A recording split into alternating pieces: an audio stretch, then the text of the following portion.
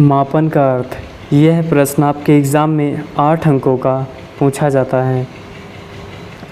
मापन का अर्थ होता है अंक प्रदान करना। मापन मूल्यांकन का ही एक भाग है, परंतु दोनों में अंतर पाया जाता है।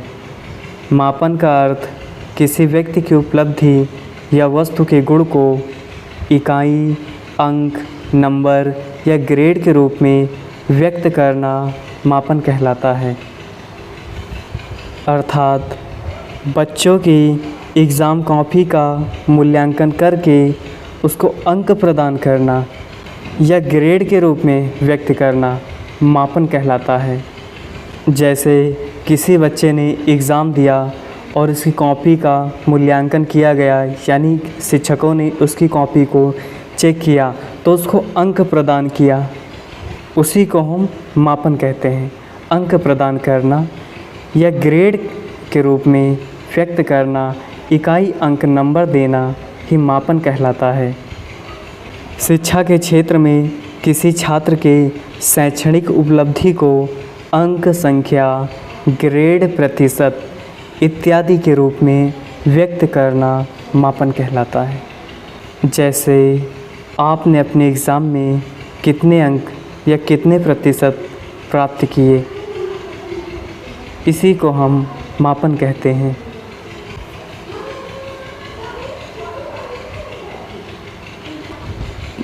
परिभाषा। मापन की परिभाषा। थॉर्नडाइक के अनुसार मापन वह प्रक्रिया है जिसका कोई अस्तित्व है, उसका अस्तित्व संख्या में होता है। संख्या यानी नंबरों में होता है।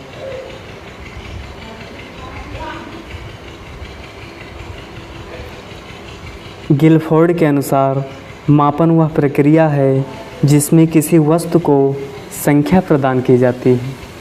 जैसे इन लाइनों को हम पॉइंट वाइज बना दें, 1, 2, 3, 4, इसको अंकों के रूप में व्यक्त कर देना ही मापन है।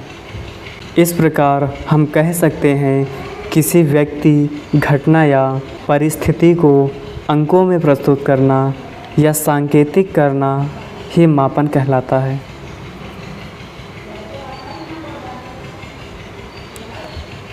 मापन का उद्देश्य। नंबर 1, मापन से हम वस्तुओं को संख्या या अंक प्रदान करते हैं। नंबर 2, मापन का अर्थ है अर्जित ज्ञान के अनुसार ग्रेडिंग देना। नंबर 3, मापन का उद्देश्य है एक दूसरे व्यक्ति की तुलना करना। नंबर 4, मापन के द्वारा छात्रों का चयन करना। नंबर 5, मापन के द्वारा छात्रों को प्रमाण पत्र देना। मापन की विशेषताएं। नंबर 1, मापन में संख्यात्मक ज्ञान का होना आवश्यक है। मापन मूल्यांकन का ही एक भाग है। नंबर 3, मापन एक आधुनिक प्रमाणीकृत विधि है। नंबर 4, मापन से यह ज्ञात होता है कि किसी वस्तु या व्यक्ति को शैक्षणिक मात्रा कितनी है। नंबर 5, मापन के द्वारा विद्यार्थियों में सुधार हेतु आधार तैयार करना। नंबर 6, मापन के द्वारा छात्रों के शैक्षणिक मानकों का निर्धारण करना। नंबर 7, मापन के द्वारा छात्रों के व्यक्तिगत विभिन्नताओं की जानकारी करना। नंबर 8, मापन के द्वारा पाठ्यक्रम को सरल व सुगम बनाना।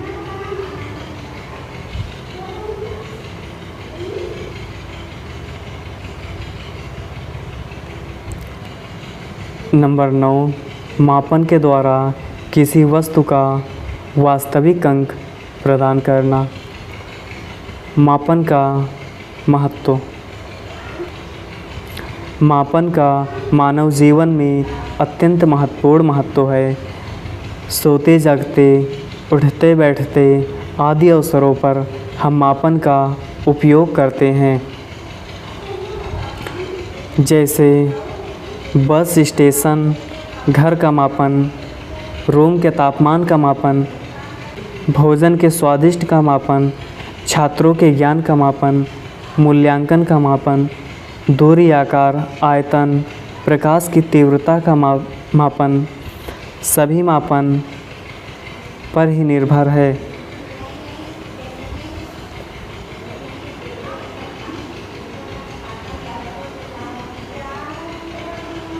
रक्तचाप, दिल की धड़कन का मापन, नाड़ी की गति आदि का मापन किया जाता है। परीक्षार्थी की योग्यता का मापन, क्षमता का मापन, शिक्षण विधि का मापन छात्रों की तुलना करने में किया जाता है। मापन की कमियां या सीमाएं। मापन द्वारा संपूर्ण शिक्षण प्रक्रिया का मूल्यांकन करना संभव नहीं है। नंबर 2, यह सीमित क्षेत्रों में ही लागू होता है। नंबर 3, मापन के द्वारा अध्यापक बालक की आवश्यकता, रुचि, योग्यता का पता नहीं लगा सकता।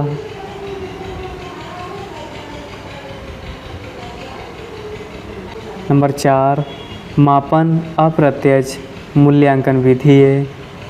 नंबर 5, मापन केवल अंक प्रदर्शित करता है, उन अंकों से हमारा क्या तात्पर्य है यह नहीं इंगित करता। मापन प्रक्रिया के आवश्यक तत्व। मापन प्रक्रिया के आवश्यक 3 तत्व हैं। नंबर 1, गुण की व्याख्या। नंबर 2, गुणों की कार्यकारी परिभाषा। नंबर 3, गुणों को इकाइयों के रूप में व्यक्त करना।